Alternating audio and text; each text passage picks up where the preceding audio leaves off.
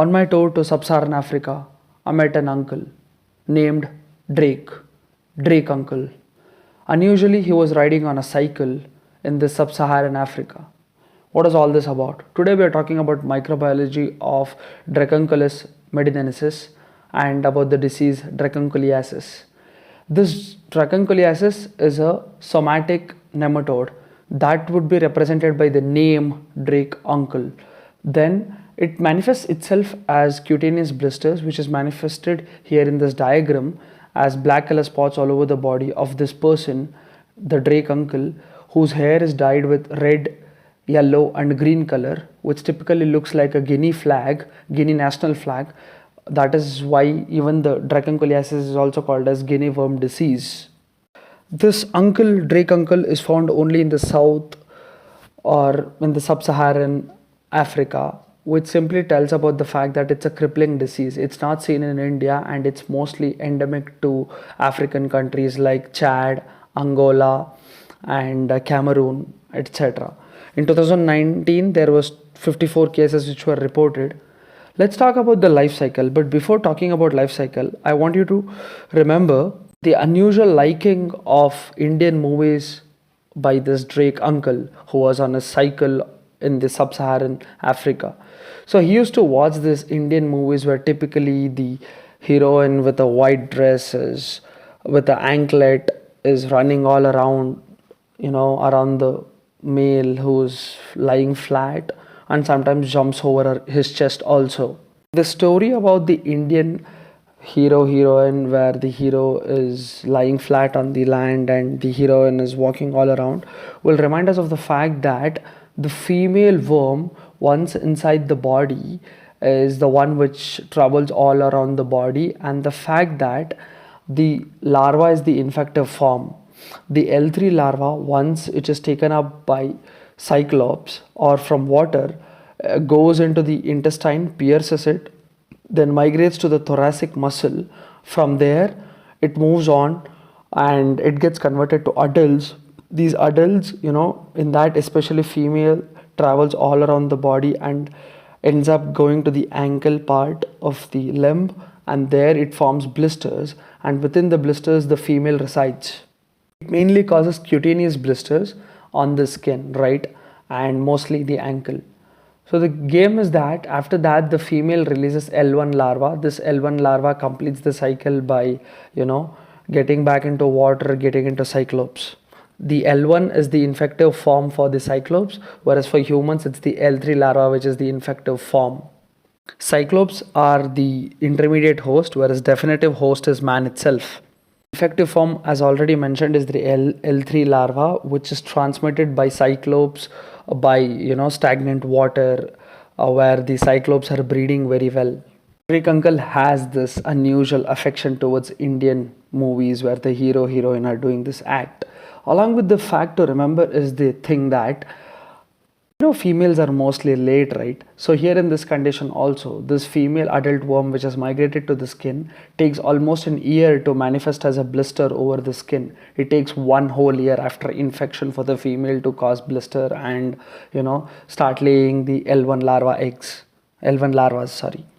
This diagram where on the feet there are these cutaneous blisters, and on the another picture there is removal of this worm from the blister itself. Then let's talk about how to diagnose it.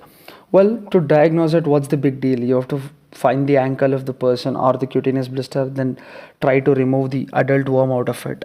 But the catch here is that the worm could also be calcified. I wanted to remember the fact that the female in this whole picture who Drake uncle is obsessed in watching, that woman is wearing a white dress. The white would represent the fact that it's calcified, and you could basically see the calcified adult worms in the deeper tissues by X-rays. So you identify the worms. That's the way you detect it in the lab. Then coming to the detection of L3 larva.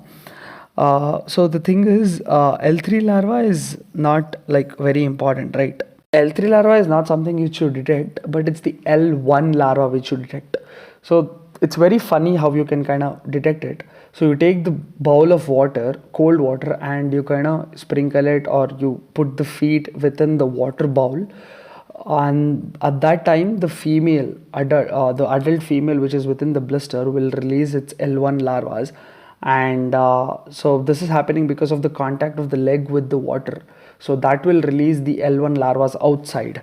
Woo. Not for that, you can do antibody testing or antigen testing for the specific DNA of Dracunculus medinensis. And let's talk about the treatment. Whoa, this has no treatment. Sorry, women, they have no treatment, right?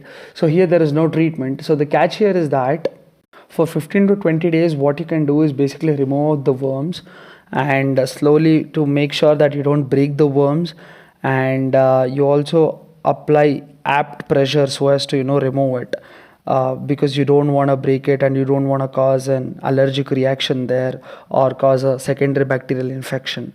And also it's important to take care of the symptomatic problems, like make sure that if he's having any pain, then you give him analgesics, or if not for that, you give him topical antibiotics. But always remember, there is no anti-helminthic drug which is known to be effective against Dracunculus medinensis.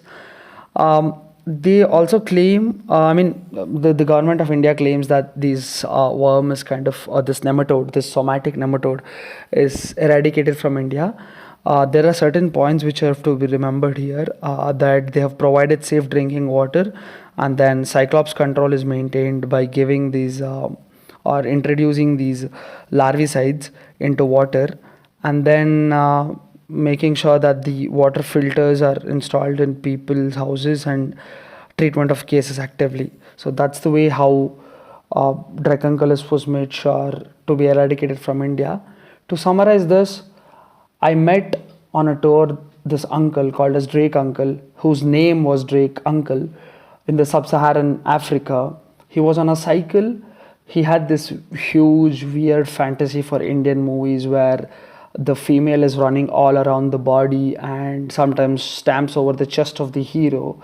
This will remind us of the fact that the female worm is the one which travels all around the body, and the fact that the L3 larva migrates from intestine to the thoracic muscle. And treatment, there is no treatment to this. And that ends the story of Dracunculus medinensis. If you like the video, please share it, and if you like the way how I put it across, please make sure to comment below in the comment section.